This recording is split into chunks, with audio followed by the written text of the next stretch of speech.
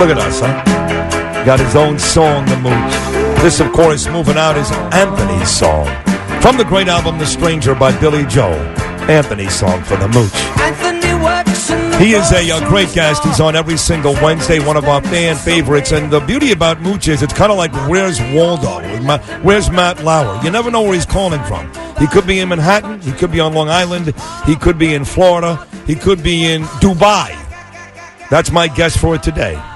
Here he is, our friend, the great Anthony Scaramucci from Dubai. Is that right? Is that where you are today?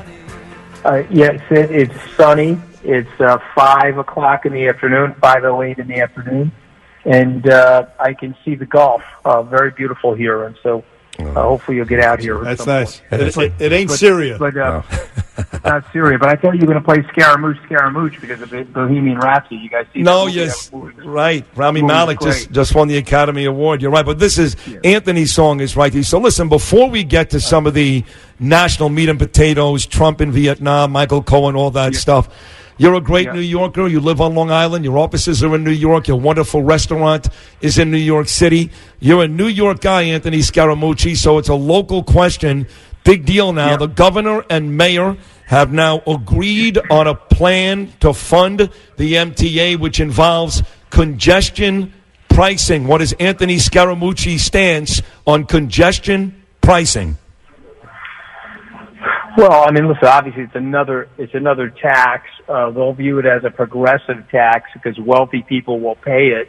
But I mean, if these guys are quote unquote socialists and progressives, and let's see, de Blasio is certainly that, it goes totally against everything that he's thinking about. And so they would have been way better off cutting back some of these incremental union contracts that they pushed and plowed the money back into the subway system the way Mayor Bloomberg and Mayor Giuliani did. And so I'll totally accept the congestion pricing, and I drive into the city every day, and we'll pay it, and they do it in London. It does work in London. It will cut the traffic, guys, but it will exclude people who don't have the money to pay for it. So the great irony of these socialists is that they eventually run out of other people's money, and they have to find other sources. And so they're going to be favoring the rich and giving the rich now the right to drive around on New York City streets. And so I'm not in love with it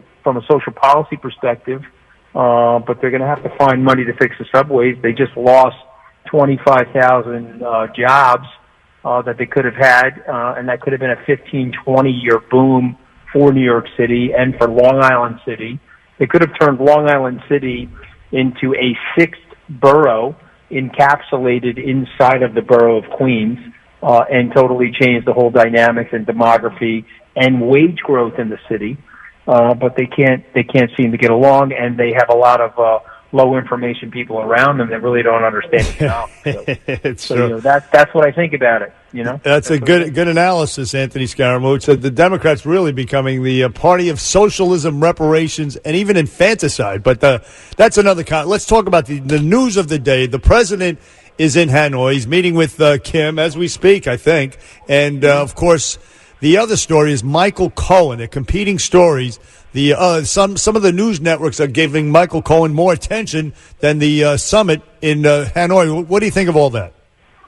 Well, first of all, if the president, someone said to me that he was supposed to have a meet and greet at the embassy, he turned that into a dinner with Chairman Kim, to Bigfoot, to Michael Cohen stuff in the media. And so if the president did that, I think that's brilliant, and I'm glad that he did that. So I'm ambivalent on the Michael Cohen stuff because Michael Cohen and I were friends.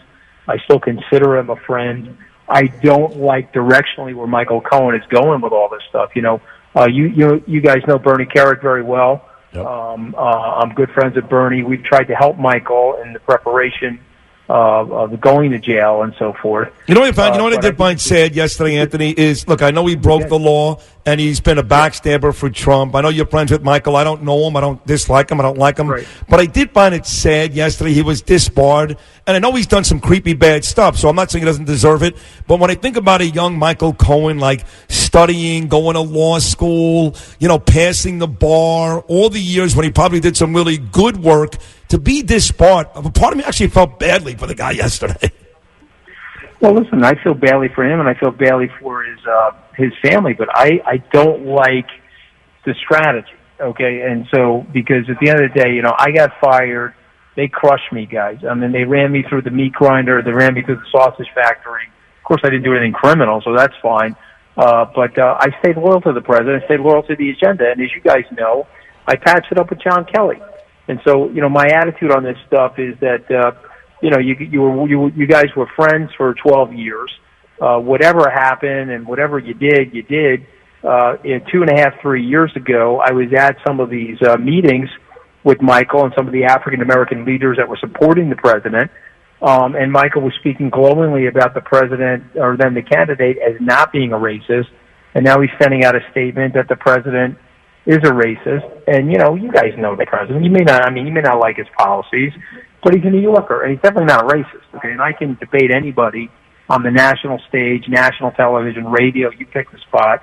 The president's not a racist. I mean, he goes off on everybody, guys. He treats everybody in a nasty SOB sort of a way. Right. Okay? He's an equal opportunity basher, let's put it that way. So right. He's definitely not a racist, so... I'm sorry. No, he's even a feminist. He treats women the same way as he treats men and all. But let me ask you this question, Anthony Scott. Michael Cohen, this is a show, it's all theater is what's happening here. If he had anything, would he not have told the prosecutors in the Southern District of New York, or even Mueller, any of these guys, because he doesn't have anything. This is just for show, right?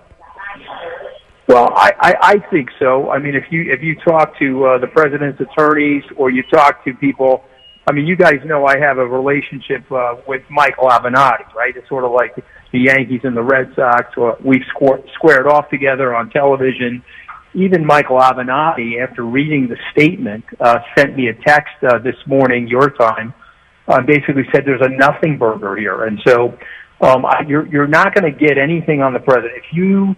If CNN wants to run the testimony, MSNBC wants to run the testimony, and they want to tar and feather the president, they can do that, but there's a Surgeon General's warning label on the president. If people think that there's a Stormy Daniels, and obviously now they know there's a partly cloudy and a mostly sunny to go alongside of the Stormy Daniels, okay, they already knew that about the president, and they knew that prior to voting for him. And so he's not the typical politician. You can have one nick in your armor if you're very righteous and sanctimonious, like Senator Elizabeth Warren, and you're lying about your Native American Indian status, and you're finished. But somebody like the president, who is obviously a flawed human being and has lived a very full life with a lot of oscillation, people are the expectation on that product right above the barcode is that Surgeon General's warning label on him. And so, that's funny. But you also get what you pay for, right? Yes. Which is the boldness of President Trump. He's in Vietnam right now, 25-year intractable problem with the North Koreans, and he is possibly going to, make that better. No question. Possibly going to denuclearize that peninsula. Right. So that's the boldness and, his K-Owns, if you will. No, listen, he's doing things that other guys had promised before him, that preceded him, that never did. Hey, listen, enjoy Dubai. When you get back, by the way, Ant, I want to talk to you about the Big Salt Conference. Your company does a tremendous job in Las Vegas every year. You and I talked about this a couple of weeks ago. We want to be out there, maybe even speak, so let's get back and wrap that trip up. Okay, you got it. We'll make room for you to speak. You'll have killer guests. We have a whole radio station set up for you guys out there, so we'd love to have you. Check that out. All right, enjoy Dubai. You're tremendous as always, Anthony. Thank you so much. God bless, guys. You too. Right, Anthony Scaramucci, also, by the way, part owner of the New York Mets.